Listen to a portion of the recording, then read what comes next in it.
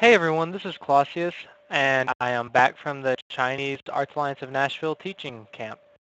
Basically what that camp is the Chinese culture camp, and they want us to teach the kids about Chinese culture things, and Wei Qi, or Go, was one of them.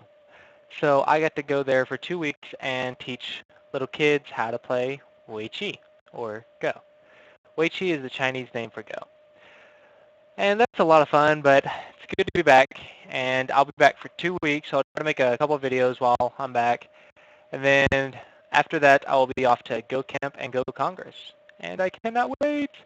If you are going, see if you can stop by and like say hello or something to try and track me down. I don't know. That'd be cool. I'd love to meet some of you guys. But for now, we got another beginner's Joseki. So this is beginner's Joseki number 2, I believe. And this time we're going to go over a basic start point Joseki. So as you know, when you approach a start point, most of the time it's low. There are some high approaches, but those are more rare because low approaches give you the follow-up of diving to the corner right here. And since the start point is so high, usually we don't want to just give white a solid corner unless we have another purpose for it, like we want to be high for some other reason on the board. So black here has two basic responses. There are many responses like pincers and whatnot. And this is a response if you have a stone over here. Let's not get into all that. For now, I'll show you the two basic responses. It's a high and a low extension. In old games that I reviewed for a couple hundred years ago, in handicap games, they would play this when there was a black star point over here and a black star point down here when they had handicap. But I don't think that this is played anymore because this is more solid and lives easier, so it's easier to work with. So I think nowadays everybody likes this one. So high and low are both good. Low is the more common one, and I'll show this one first. So after this, white dives into the corner. There's also this attachment, but we want to avoid attaching to our opponent until we need to, because it just makes them stronger. And if we do this, white will, or black will still have Aji later on, which in Aji means weakness.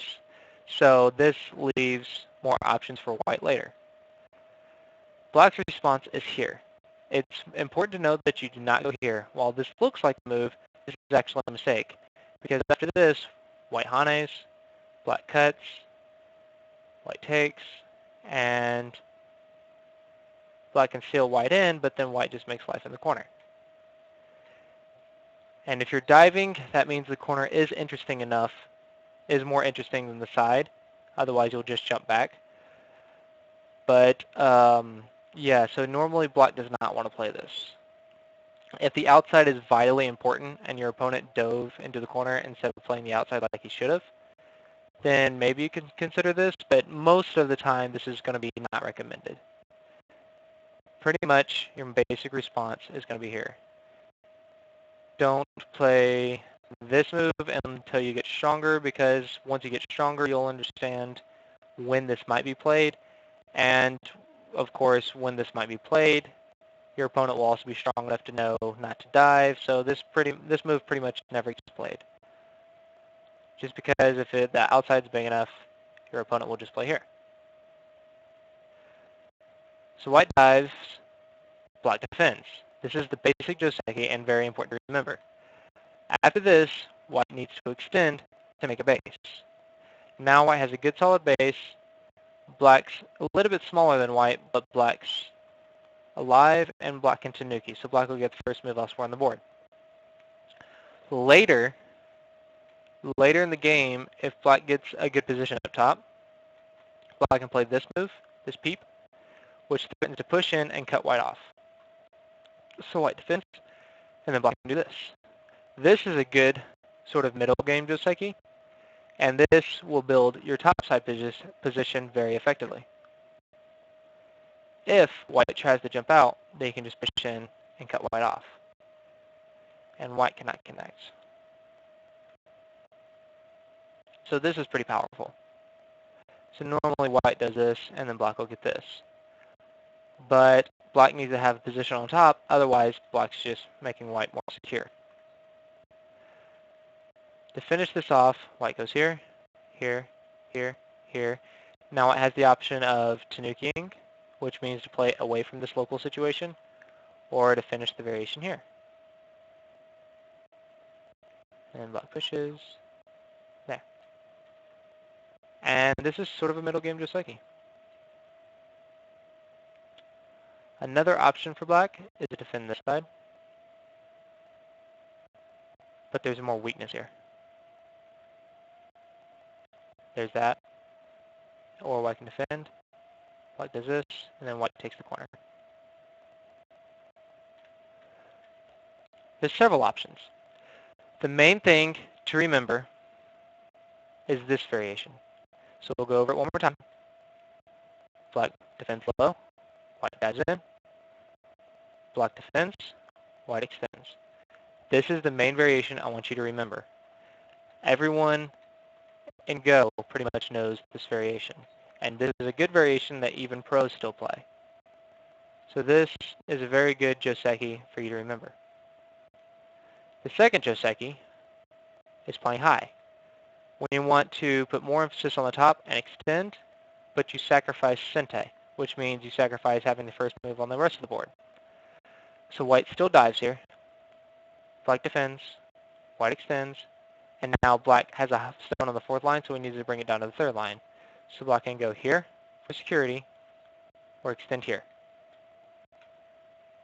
This is another common Joseki, and now white has the first move to play on the rest of the board. Both are good Joseki to play in your games. It's really hard to mess up these Josekis. These Josekis have really good positions, and they're pretty good for beginners to single-digit Qs and even some Dons to play. Once you get up there, you'll start realizing which Joseki to use when, and you'll get into direction of play and stuff like that. But for now, this is a really good Joseki for beginners to use.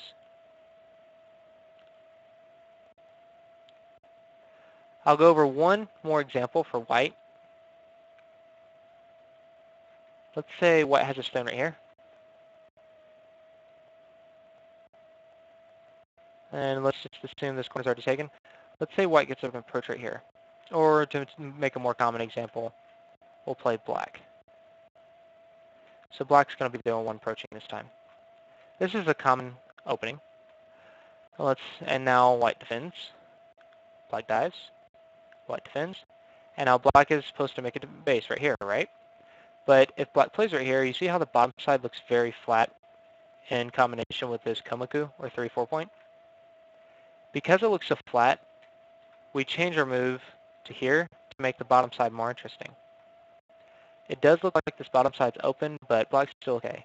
If white comes in, black defends like this, white goes up, black jumps, and then white can make a base, black defends corner. This black group is completely fine, and this corner is pretty large. So black is fine with this. So if you have a low stone over here, or a low position, normally we want to go high. Another example, say black defends right here. This is an example opening. I'm not sure if this Joseki will be good combination with the top side, but for example, if we play this Joseki that we saw last week,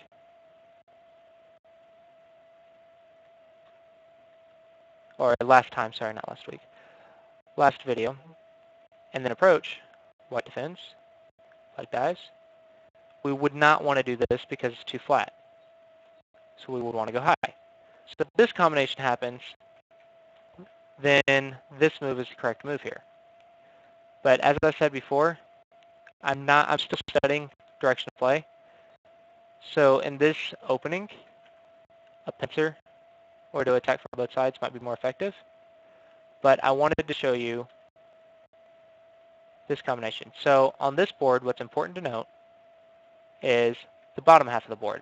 The top half, I'm not sure how well it's working with the bottom half, so we won't get into that because it's kind of complicated. But if this bottom half position happens, you want to play high and not low. I hope this video was helpful. Let me know if you have any questions, and I will see you next time. Bye-bye.